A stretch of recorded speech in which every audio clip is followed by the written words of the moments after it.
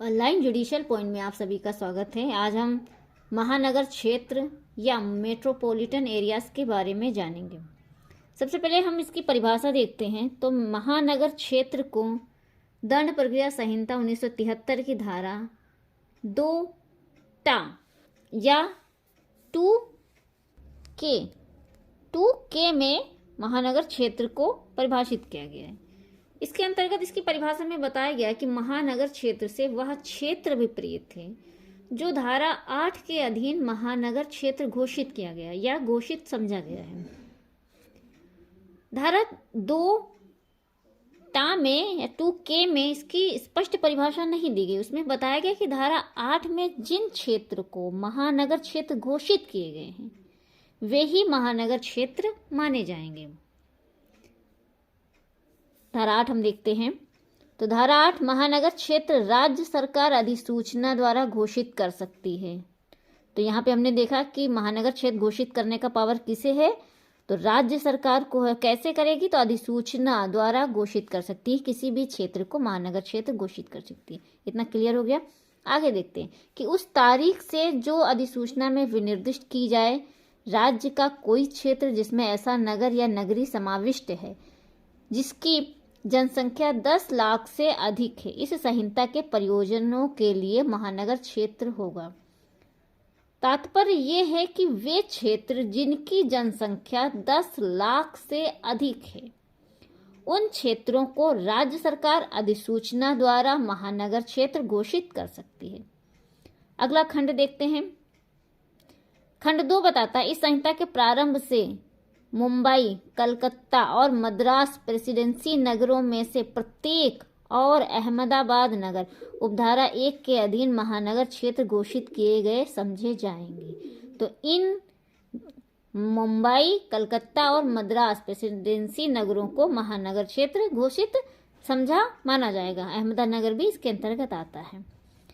खंड 3 देखते हैं। तो राज्य सरकार अधिसूचना द्वारा महानगर क्षेत्र की सीमाओं को बढ़ा सकती है, कम कर सकती है या परिवर्तित कर सकती है, किंतु ऐसी कमी या परिवर्तन इस प्रकार नहीं किया जाएगा कि उस क्षेत्र की जनसंख्या 10 लाख से कम रह जाए। राज्य सरकार को यह शक्ति होगी कि वह अधिसूचना जारी करके महानगर क्षेत्र की सीमाओं को बढ़ा सकती, कम कर सकती है, लेकिन ऐसी कमी नहीं करेगी कि उस क्षेत्र की जनसंख्या 10 लाख से कम हो जाए, क्योंकि जैसे ही जनसंख्या 10 लाख से कम होगी वह क्षेत्र महानगर क्षेत्र से बाहर हो जाएगा। अगला खंड देखते हैं। खंड 4 जहां किसी क्षेत्र के महानगर क्षेत्र घोषित किए जाने या घोषित समझे जाने के पश्चात ऐसे क्षेत्र की जनसंख्या 10 लाख से कम हो जाती है। ऐसी भी तो कंडीशन हो सकती कि जनसंख्या क्षेत्र कम कर रहे थे, वहां पे जनसंख्या 10 लाख से कम होगी। अब क्या परिणाम होगा, तो उसमें आगे देखते हैं।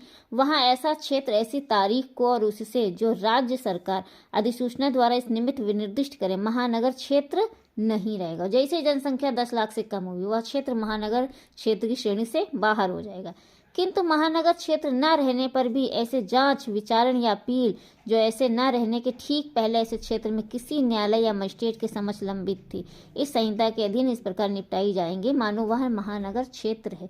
यहाँ पे क्वेश्चन ये होता है, जैसे कोई क्षेत्र है उसमें वो महानगर क्षेत्र था, उसकी सीमाओं में कमी की गई कि जनसंख्या 10 लाख से कम हो गई, तो वह क्षेत्र महानगर क्षेत्र की श्रेणी से बाहर आ गया। अब प्रश्न यह उठता है कि जो पहले से कोई केस पेंडिंग थे तो उनका क्या प्रभाव होगा। तो उनका जो आगे के जो उनके विचारण, अपील या ऐसी कोई कार्रवाई थी, जांच, विचारण, अपील, तो उनका आगे कार्रवाई कैसे निपटाया जाए। एक सामान्य क्षेत्र की भांति निपटाया जाएगा या महानगर क्षेत्र की भांति निपटाया जाएगा। तो इसी का जवाब खंड 4 बताता है कि वो इस प्रकार निपटाई जाएंगी मानो वह महानगर क्षेत्र हैं। खंड 5 देखते हैं।